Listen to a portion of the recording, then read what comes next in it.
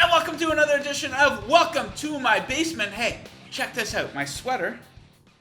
Same color as the walls down here in my basement. Pretty cool stuff, eh? Let me know what you think about that in the comments section. Anyways, pretty big deal coming up here. UFC 249 Take 2. It's a real thing this time around, set to take place in Jacksonville, Florida on May 9th, and it is easily the best card of the year. So let's take a look at some of the big fights on this one, starting with the main event. The interim lightweight title is on the line. Tony Ferguson versus Justin Gaethje. We have Tony Ferguson coming in at minus 180, Justin Gaethje coming in at plus 150. And I've said it before, and I'm going to say it again. This is a very, very bad matchup for Justin Gaethje. Check out this stat. Significant strikes absorbed per minute. Tony Ferguson, 3.75. Justin Gaethje, 9.67. This guy takes a lot of damage. Tony Ferguson, he gives out a lot of damage, slicing and dicing. Go check out Google right now. Opponent faces Tony Ferguson.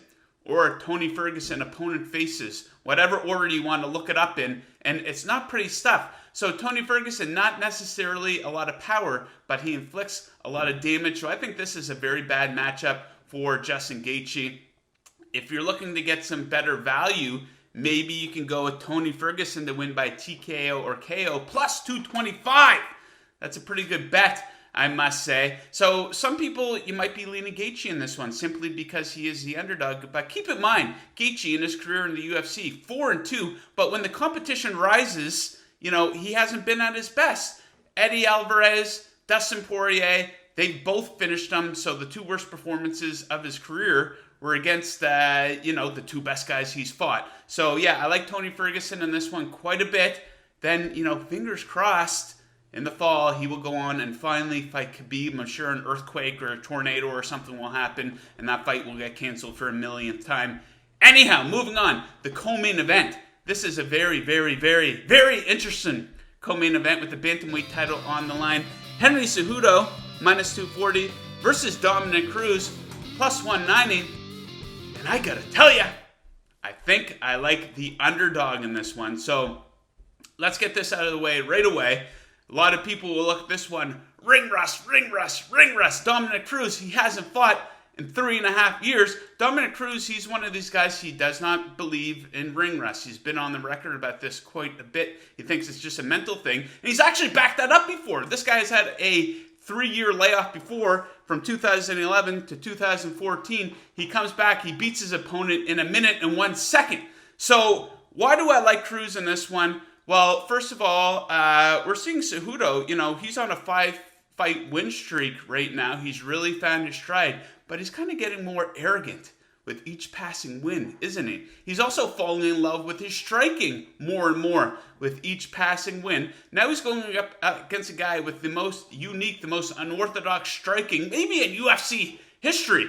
And let's not forget, Dominick Cruz, he's no slouch. He's the GOAT of the bantamweight division in the history of MMA. So Cruz, he's a guy I'm kind of leaning towards him as a pretty good underdog pick right there. So that's the main event, the co-main event. So another fight that stands out to me on this one, this will be the main event of the prelims. Two pretty big names here. If you're even a casual fight fan, you know who these guys are. Donald Cerrone is taking on Anthony Pettis, both guys definitely on the back end of their careers, but I don't know. I think there might be a little bit of recency bias that we can take advantage of here. So Anthony Pettis, minus 155 favorite, really overvalued in my opinion.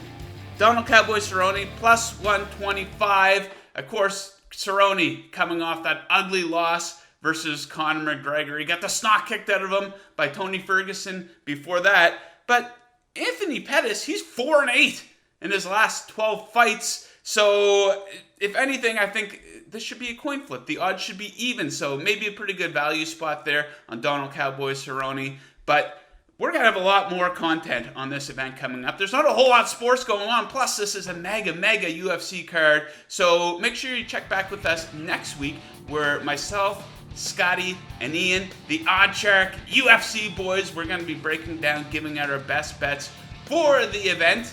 So until next time, we'll see you in my basement. Woo!